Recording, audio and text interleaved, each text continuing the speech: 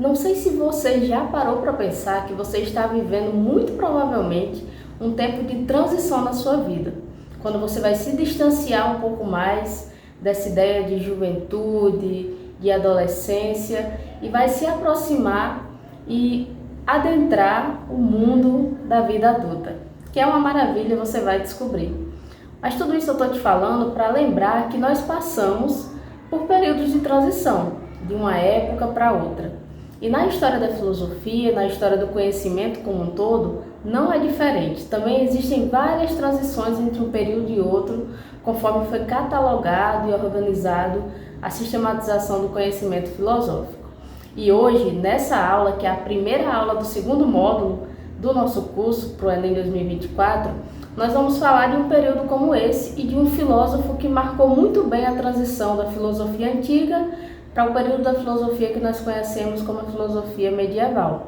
E esse filósofo é Santo Agostinho, o Agostinho de Hipona, que é autor desses dois livros aqui, Confissões, e de vários outros grandes clássicos da história da filosofia.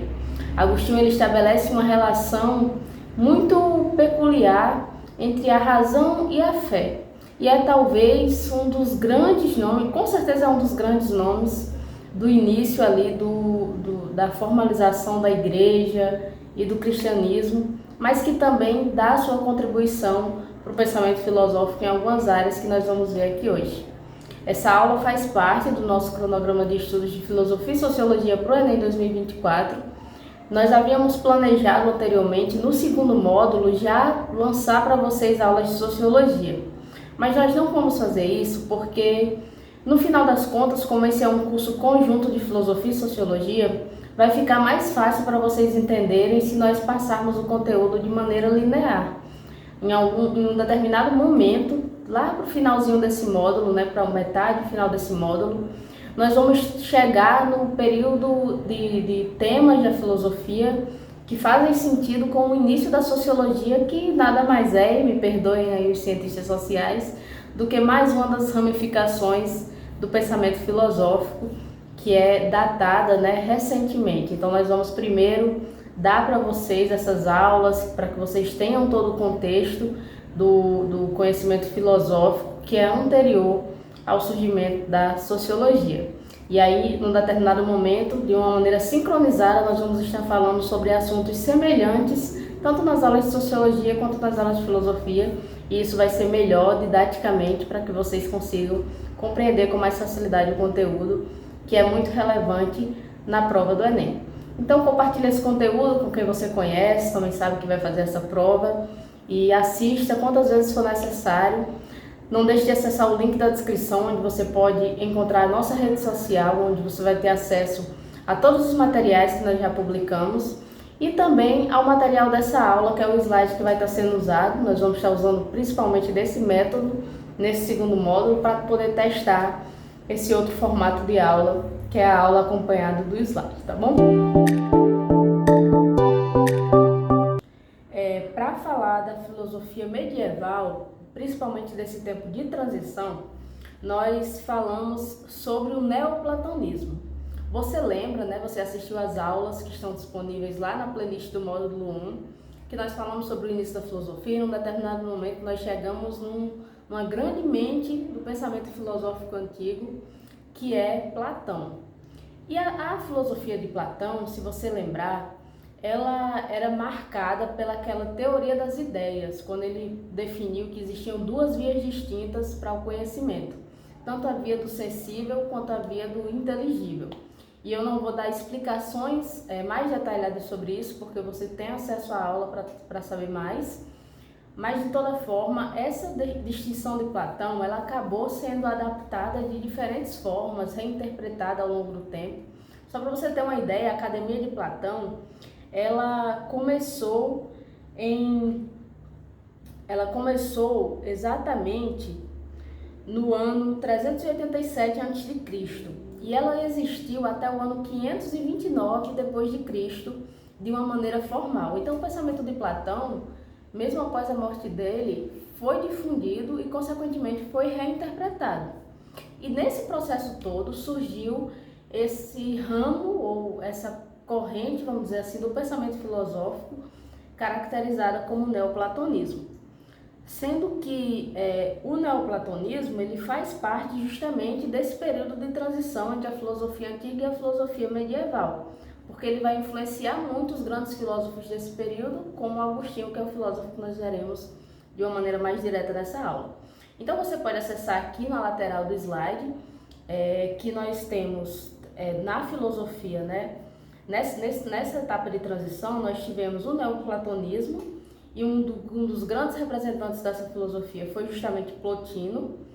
E aí nós chegamos então na filosofia medieval. A academia, que foi fundada por Platão lá em 387 a.C., ela existiu, que foi fundada em Atenas, né? Ela existiu até o ano 529 depois de Cristo.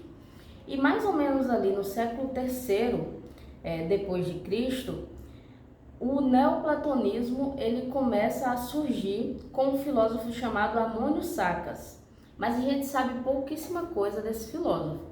Uma coisa muito importante que nós sabemos sobre ele é que ele foi mestre de um cara chamado Plotino, que é o grande representante do neoplatonismo.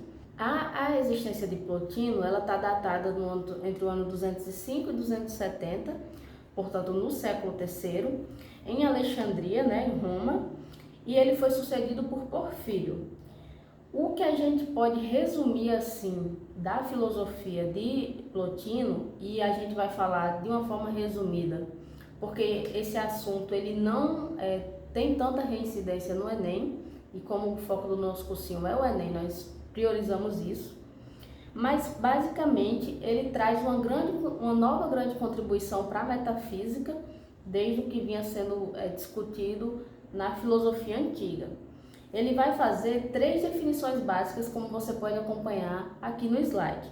Primeiro é a definição do uno, como um ser, um ente, né, algo que existe, que é eterno, imóvel e transcendente. Se você, por exemplo, já começar a fazer as conexões com os desdobramentos do cristianismo, você, principalmente se você tiver alguma vivência de igreja, alguma coisa assim, você vai lembrar que uma das grandes definições, né, que classicamente se tem é que Deus, por exemplo, ele é eterno, que ele é imóvel, que ele é transcendente, que ele é imóvel no sentido de que ele não muda e que ele é transcendente. E essa definição, basicamente, ela é muito semelhante à definição que esse filósofo, que é um filósofo do período ali de transição para a organização do cristianismo, que é Plotino, quando ele vai definir o uno justamente como esse ser que é eterno, imóvel e transcendente.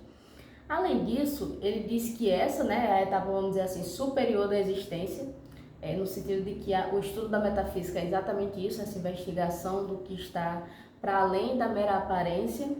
Ele vai falar que a existência ela se organiza dessa forma. Primeiro como uno, que é eterno, imóvel e transcendente. Depois como intelecto, que é justamente a representação que ele faz daquela teoria do mundo das ideias, a interpretação que ele faz da teoria do mundo das ideias de Platão. Ele vai dizer que isso corresponde ao nível do intelecto. Se a gente for imaginar que o mundo ele existe nessas dimensões, então tem a dimensão do uno, tem a dimensão do intelecto e também tem a dimensão da alma, que é o que dá essa noção de movimento e diversidade ao mundo. Então, se você lembrar, como nós vimos nas aulas da filosofia antiga, existia essa discussão ali no período de Heráclito e Parmênides, do monismo, do imobilismo, do monismo e do mobilismo, perdão. E a gente tinha essa discussão, se existe mudança, se não existe mudança. Como é que Plotino, por exemplo, vai dar a sua contribuição para isso? Ele vai dizer que a existência acontece em diferentes dimensões, que existe uma dimensão que é eterna, imóvel e transcendente, essa dimensão é a maior de todas, é o uno. Existe uma outra dimensão, que é a dimensão do intelecto, que tem a ver com essa interpretação da realidade, com muitas ideias. E tem uma dimensão que é responsável pela noção de movimento e de mudança, que é a dimensão da alma. Se você pensar, né, aquilo que dá vida às coisas, no sentido de que dá ânima, né, do que anima as coisas, e isso traz uma ideia de movimento e de diversidade. É assim que Plotino organiza a sua metafísica. E aí podemos então chegar a esse período da patrística, né, de Agostinho, que é o filósofo que nós veremos mais diretamente hoje, né? É a parte que mais importa da aula de hoje. Agostinho ele existiu entre 354 e 430 depois de Cristo, e ele foi muito influenciado inicialmente. Ele não foi cristão desde sempre. Ele foi muito influenciado inicialmente pela ideia do maniqueísmo, né? De que existem duas coisas distintas, duas forças distintas, por exemplo, na realidade. Ele também foi muito influenciado pelo neoplatonismo, mas em um determinado momento da vida dele, ele encontra com um cara chamado Ambrósio, que era um bispo, né, da época, e que ensinava também retórica. Através disso, do estudo da retórica, Agostinho ele acaba chegando na leitura das cartas de Paulo e se converte em 386. Portanto, né, se ele é de 354, alguns consideráveis anos depois é que ele vem ter a sua conversão ao cristianismo e adere para a vida monástica. Nesse período que ele vive como nos mosteiros, né, numa vida isolada, ele estabelece duas críticas. A primeira crítica dele é aos céticos, porque ele vai dizer que sim, nós conseguimos alcançar a verdade e que essa verdade é revelada, como nós vamos ver daqui a pouco. E a segunda crítica que ele faz é a crítica aos maniqueus, que é aquele movimento que influenciou ele inicialmente. Ele critica esse movimento e ele passa a aderir então ao pensamento que estava girando ali em torno das primeiras organizações do cristianismo. E ele se torna então bispo de Hipona, que é um lugar do norte da África. E aí ele tem algumas contribuições que são mais principais, né, que são mais relevantes, classificadas por Danilo Marcondes naquele livro de Iniciação à História da Filosofia, que é o livro que nós estamos nos baseando, juntamente com alguns outros textos, para a produção das nossas aulas. Esse professor, né, universitário aqui do Brasil, brasileiro, ele vai classificar 3 contribuições mais importantes do pensamento de Agostinho. A primeira delas é uma contribuição relacionada à teologia e à filosofia, quando ele vai estabelecer ali as suas opiniões sobre a relação entre razão e fé, o que é muito relevante, né? Até hoje. Eu lembro, por exemplo, que eu sou de um contexto de cristianismo, de igreja e tudo mais, e eu lembro que quando eu tive minha primeira aula de filosofia no ensino médio, uma das grandes dúvidas que eu tinha era justamente essa: se o professor de filosofia acreditava em Deus, porque a gente associa de alguma forma o conhecimento a razão a um oposto da fé. E Agostinho é um dos filósofos que estabelece relações sobre isso, né? Outra coisa que ele faz, outra contribuição que ele dá, é uma contribuição epistemológica, de teoria do conhecimento, né? Como que a gente conhece as coisas. E também uma teoria da história, como que a história acontece, como que nós temos acesso à história. A primeira contribuição de Agostinho relacionada à teologia e filosofia, a gente pode resumir nessa frase aqui, de primeiro acreditar, depois compreender. Ele vai escrever um tratado sobre a doutrina cristã e ele vai defender que a filosofia antiga ela é útil num certo sentido. Ela nos ajuda a trilhar ali os primeiros passos de sabedoria. Mas ele vai explicar que essa filosofia ela é limitada e que é necessário, principalmente no que se refere à religião, à relação com o divino, que a gente busque outras fontes do conhecimento, que tem a ver com o início na crença. Ou seja, você não conhece para crer, você crê para conhecer. E aí eu quero só dar uma pausa aqui para explicar que essa aula, assim como todas as nossas outras aulas, não é uma aula sobre a gente concordar ou não com o que o filósofo está dizendo, mas é uma aula para que a gente conheça as principais contribuições da filosofia, que são mais relevantes para o Enem, para que quando cair uma questão sobre Agostinho, independente da sua opinião, você consiga marcar a alternativa correta, e é isso que eu venho sempre enfatizando nas nossas aulas. A filosofia ela é muito diversa e nós vimos isso desde o início, desde as primeiras escolas. Então, o papel do professor de filosofia não é fazer com que você com que você concorde com alguma das correntes filosóficas, com alguns dos pensamentos. Porque se fosse assim, a cada aula eu ia tentar fazer vocês mudarem de opinião. Porque a cada aula, basicamente, nós temos uma ideia nova, uma ideia diferente, uma ideia divergente e até mesmo contraditória com a ideia anterior, porque isso faz parte do conhecimento filosófico. Então, o papel do estudo da filosofia em todas as nossas vidas, né, na vida do professor que estuda e do aluno também, não é que a gente sempre concorde, mas que a gente conheça para que a gente saiba, nesse caso, responder corretamente as questões que vão aparecer lá na prova do Enem.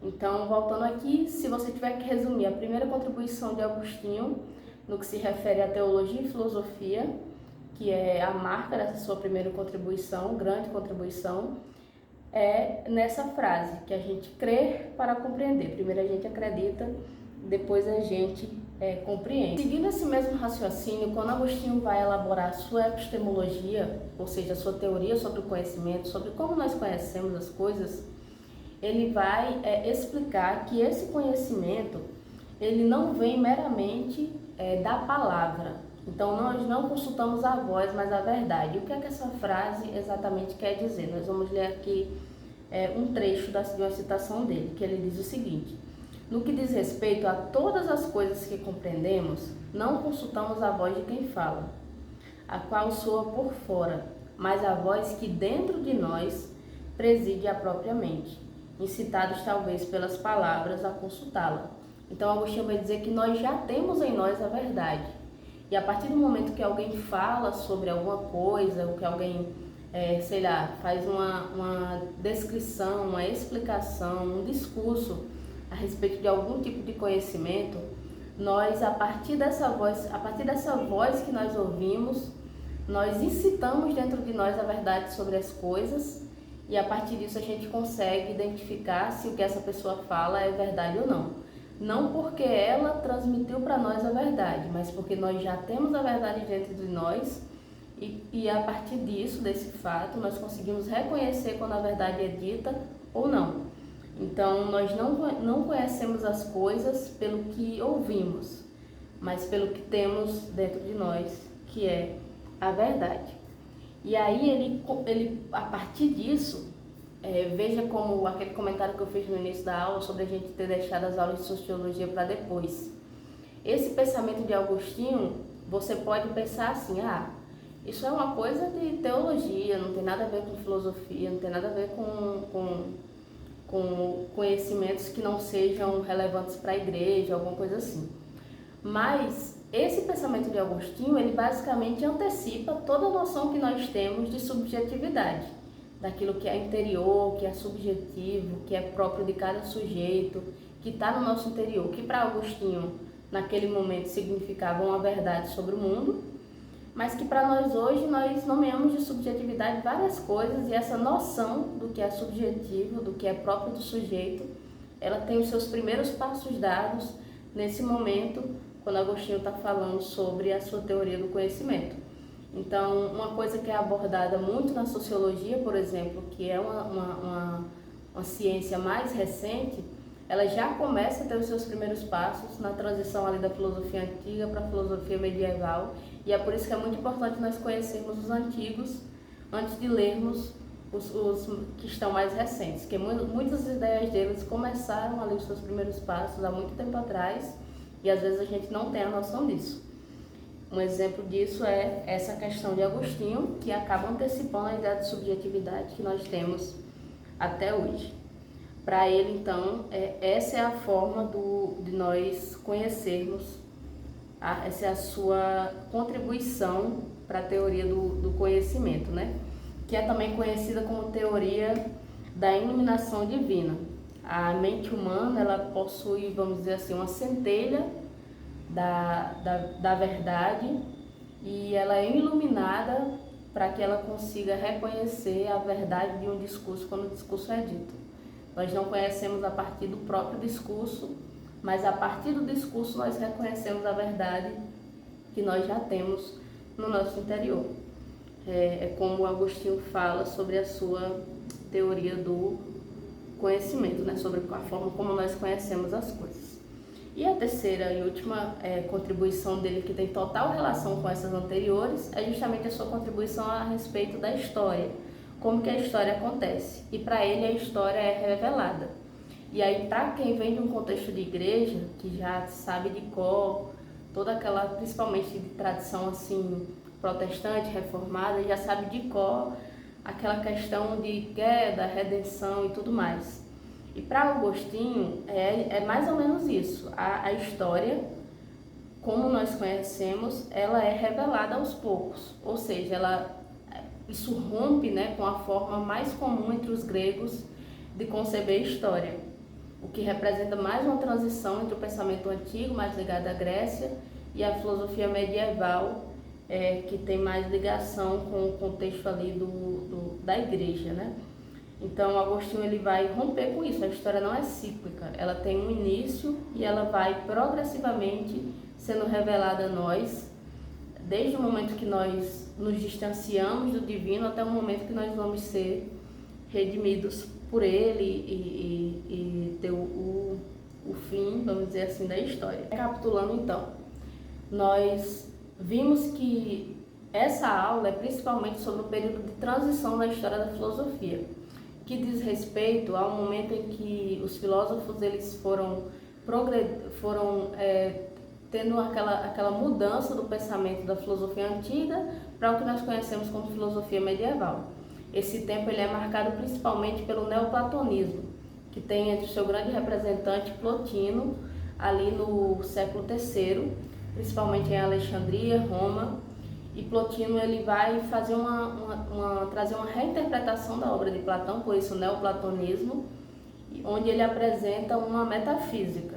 Essa metafísica de Plotino ela é principalmente explicada através de três dimensões distintas da realidade. A primeira dimensão é a do uno, e o uno tem como característica ser eterno, imóvel e também transcendente. A segunda dimensão da realidade é a dimensão do intelecto, que tem como característica as funções ali, ou a via de interpretação da realidade exposta por Platão na sua teoria das ideias, do mundo das ideias, como nós vimos na aula do módulo anterior, na aula sobre Platão do módulo anterior. E a terceira dimensão é a dimensão que é responsável pela mudança e por todo o movimento e diversidade que acontece na realidade, que é a dimensão da alma. Muito influenciado pelo neoplatonismo, nós temos Agostinho, que é um dos grandes nomes aí da patrística, que é esse período ali que vai dar os primeiros passos para o desenvolvimento da filosofia medieval, como nós veremos nas próximas aulas aqui. E Agostinho, ele tem várias contribuições, principalmente na relação entre como nós nos relacionamos, principalmente em relação, né, como nós nos relacionamos com o divino. E Agostinho, se a gente for citar três grandes contribuições dele para áreas diferentes do pensamento filosófico, nós podemos pensar primeiro na sua contribuição sobre teologia e filosofia, quando ele vai explicar que nós primeiro cremos para depois compreendermos. Então a filosofia tem muita contribuição a nos fazer, a gente consegue muito com o conhecimento filosófico, mas ela é limitada e o que vai além dela é a própria crença. Nós precisamos primeiro crer e depois nós conseguimos compreender melhor o mundo. Depois, Agostinho tem uma contribuição sobre a teoria do conhecimento, conhecida principalmente como iluminação divina, porque ele vai dizer que a verdade não está na voz, não está na palavra, não está no discurso, mas dentro de nós. Nós temos a verdade dentro de nós e a partir do momento que nós ouvimos alguma coisa sobre o mundo, nós podemos ou não reconhecer isso como verdade a partir do que nós já temos em nós. E isso antecipa um pouco a ideia de subjetividade que vai ser desenvolvida bem posteriormente. E por fim, Agostinho também tem uma contribuição a dar sobre como nós podemos conceber a história. Não como algo cíclico, como era comum entre os gregos até então, mas como algo que tem início e fim e que vai sendo revelado a nós ao longo do tempo. Então a filosofia de Agostinho é sempre voltada para isso, para essa ideia de que o homem ele se distancia de Deus, para essa ideia de que o homem ele vai se reaproximar de Deus novamente. O que ele vai inclusive conceber como cidade dos homens e cidade de Deus. sendo que nós vivemos, né, nesse contexto de cidade dos homens, mas que nós vamos sendo direcionados progressivamente a partir da revelação divina até a cidade de Deus, que é esse tempo de reconciliação com o divino. Nós podemos colocar nesses termos. E aí, só para fechar com prática, nós vamos resolver aqui duas questões que já caíram no Enem sobre a filosofia de Agostinho, que aborda inclusive outras coisas da sua filosofia que nós não tratamos aqui e vamos tratar agora através das próprias questões. A primeira questão é do Enem 2018 e o texto de apoio da questão diz o seguinte: não é verdade que estão ainda cheios de velhice espiritual aqueles que nos dizem: que fazia Deus antes de criar o céu e a terra, se estava ansioso e nada realizava? Diziam eles: por que não ficou sempre assim no decurso dos séculos, abstendo-se como antes de toda ação? Se existiu em Deus um novo movimento, uma vontade nova para dar o seio à criatura que nunca antes criara, como pode haver verdadeiramente eternidade se nele aparece uma vontade que antes não existia? E é um trecho de Agostinho em Confissões, que é esse livro, inclusive, que está aqui. E aí a questão diz o seguinte: a questão da eternidade, tal como abordada pelo autor, é um exemplo da reflexão filosófica sobre o quê? E aí nós temos a alternativa A, essência da ética cristã, a alternativa B, natureza universal da tradução, a alternativa C, certezas inabaláveis da experiência, a alternativa D, abrangência da compreensão humana ou interpretações de realidades circunstantes.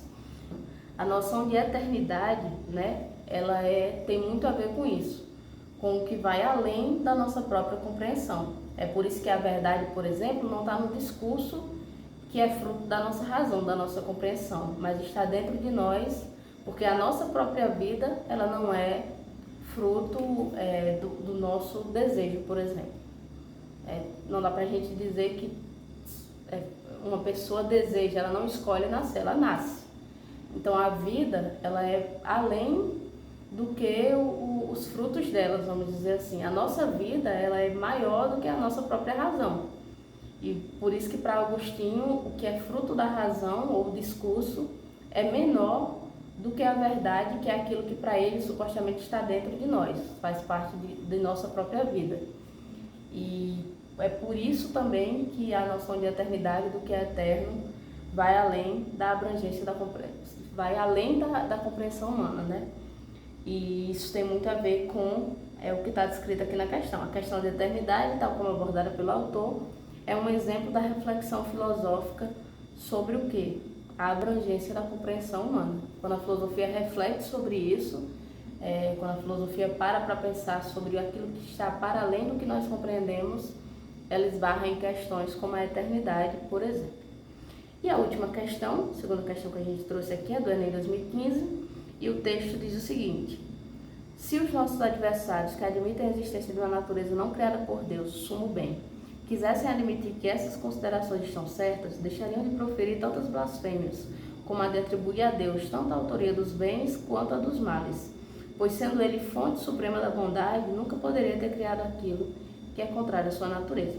Esse argumento de Agostinho aqui é um argumento sobre o problema do mal, que é uma outra questão abordada por ele aborda muitas questões, como eu disse, e essa é uma clássica questão, né? Se Deus é bom, por que existe o mal? Ou principalmente se Deus é onisciente e onipotente. Deus sabe de todas as coisas, então ele sabe que existe mal no mundo. Deus pode todas as coisas, então ele pode impedir o mal no mundo. E por que ele não impede, se ele é bom, como nós assim entendemos? Esse problema do mal, ele foi... tentativas de respostas para ele foram e são feitas o tempo todo. E Agostinho tem uma argumentação para isso, ele vai dizer que Deus não pode ser o responsável pelo mal no mundo, porque Deus é bom. E aí ele vai elaborar toda uma questão de livre-arbítrio e tudo mais, que nós já vamos comentar aqui, mas a questão diz o seguinte: para Agostinho não se deve atribuir a Deus a origem do mal, por quê? Independente se você concorda ou não com isso, como todas as outras questões que nós estamos resolvendo aqui, na interpretação do texto ele vai dizer que não dá para atribuir o mal a Deus, porque Deus é bom. Então a alternativa correta é a D, que diz: por ser bom, Deus não pode criar o que lhe é oposto. Assista às aulas desse módulo. Se você está vendo esse vídeo, por exemplo, meses depois dele ser postado, já vai ter uma playlist aqui que é a playlist do módulo 2. Mas você está vendo esse vídeo no dia que ele foi postado e não viu alguma aula do módulo 1, você pode acessar a playlist do módulo 1 e assistir às aulas que dão ali a noção geral do início da filosofia, que é muito importante para você poder entender melhor o conteúdo. Não esqueça de nos seguir nas redes sociais. Eu espero que essa aula te ajude a responder alguma questão lá no dia da prova do Enem. Até mais!